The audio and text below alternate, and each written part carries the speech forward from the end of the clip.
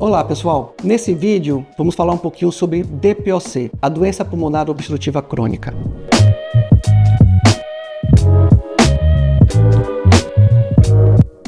Muitos de vocês talvez falem, nossa, eu nunca ouvi falar nessa doença. Com certeza já ouviram falar. A DPOC, a doença pulmonar obstrutiva crônica, é o que muitos chamam de enfisema ou bronquite crônica. Mas por que a gente tem esse termo? Na verdade, bronquite crônica e enfisema são subtipos, classificações dessa doença pulmonar obstrutiva crônica, que é caracterizada por uma dificuldade na respiração, porque existe um afilamento dos brônquios, uma dificuldade do ar entrar e sair dentro dos pulmões. E isso acontece principalmente por algumas exposições que são maléficas para o nosso trato respiratório. E aí o grande vilão que a gente não tem como não lembrar dele é o tabagismo, o cigarro. E aí já vamos colocar também dentro o próprio cigarro eletrônico, que tem várias substâncias sabidamente que podem danificar o nosso pulmão. Mas é importante a gente lembrar que não só do cigarro a gente pode ter aí o desenvolvimento de DPOC. Outras inalações em alguns trabalhos, em algumas fumaças que têm essa exposição constante, pessoas que trabalham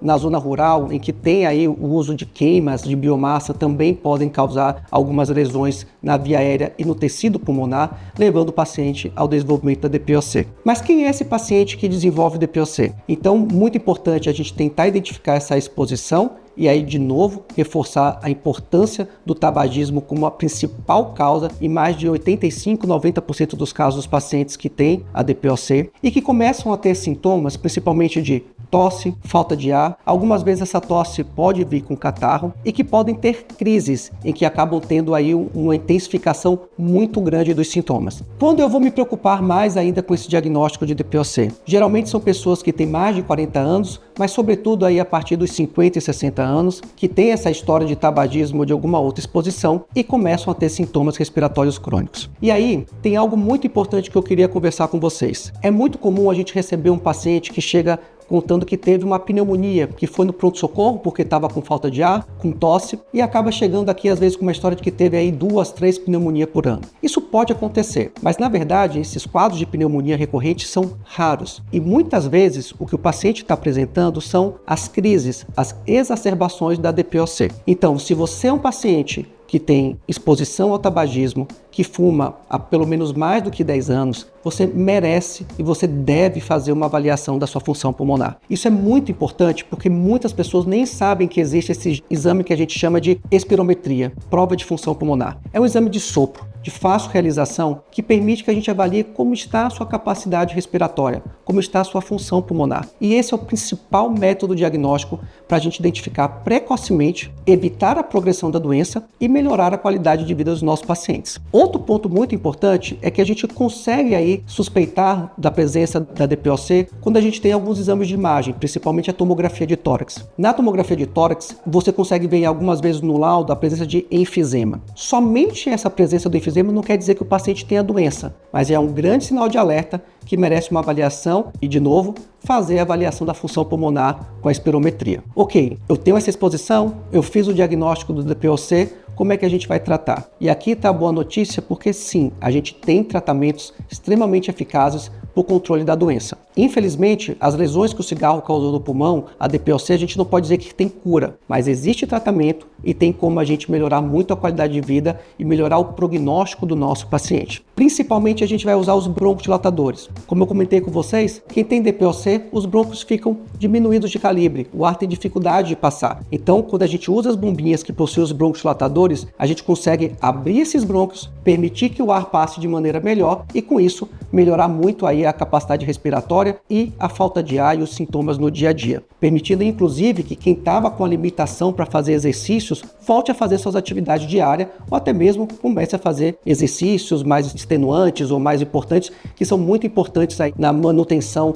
tanto da parte muscular quanto da saúde cardiovascular como um todo. Mas outros remédios também podem ser usados, principalmente para aquelas pessoas que têm crises frequentes, que precisam ficar tomando antibiótico porque a tosse está mais carregada, porque teve uma intensificação da falta de ar, se aumentou o chiado no peito que acompanha aí a falta de ar de muitos pacientes. Para isso a gente tem medicações que tentam reduzir as exacerbações, tanto remédios inalatórios, como corticoide inalatório, como alguns remédios, como macrolídeos, que a gente usa em doses mais baixas, tentando evitar essas crises com frequência. E a grande novidade, isso tem deixado a gente bastante entusiasmado no tratamento da DPOC, são novas drogas que agem especificamente em algumas vias inflamatórias da doença. Os biológicos, os imunobiológicos, têm entrado com força aí no tratamento da DPOC. Já temos drogas aprovadas aí para o tratamento de alguns subtipos específicos e muitos estudos e muitas novas drogas para sair aí nos próximos anos. Então essa é uma grande mensagem que a gente precisa ter, porque se você que tem DPOC ou conhece alguém que tem DPOC e está preocupado com a doença, óbvio que precisa de tratamento, precisa de controle, mas tem muita coisa boa aí de novidade que permite a gente melhorar a qualidade de vida e a evolução dos seus sintomas no dia a dia. Mas é muito importante na DPOC a gente não falar apenas de tratamento medicamentoso. E quando eu digo isso com muita propriedade, porque muitas vezes o que mais vai melhorar a qualidade de vida do paciente é a reabilitação pulmonar. Reabilitação pulmonar, muita gente acha que é fazer exercícios respiratórios para melhorar o músculo respiratório. Eu costumo dizer para o paciente que, na verdade, quem tem um problema respiratório, se tem um músculo que está bem treinado, são os músculos da caixa torácica,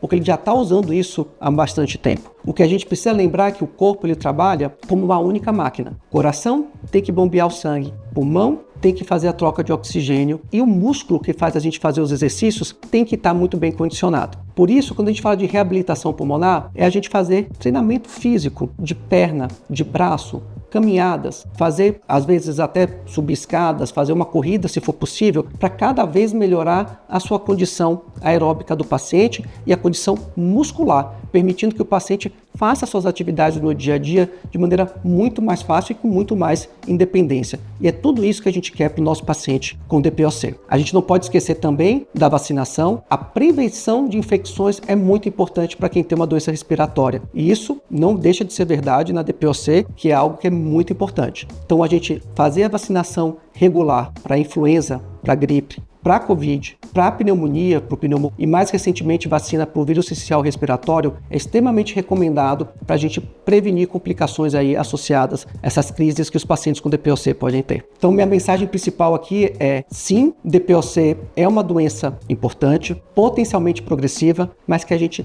tem como agir e como melhorar a qualidade do paciente, principalmente se a gente age precocemente. Então, quem tem alguma exposição, principalmente quem fuma, procure seu pneumologista, faça uma avaliação. Eu não quero parar de fumar. Veja, a gente vai conversar sobre isso, a gente precisa tentar evitar a exposição, mas mesmo que tenha algum problema, quanto mais cedo a gente tratar, melhor vai ser a sua evolução no longo prazo. Então, não deixe de se cuidar, controle os seus sintomas, procure seu pneumologista e vamos cuidar aí da nossa saúde respiratória.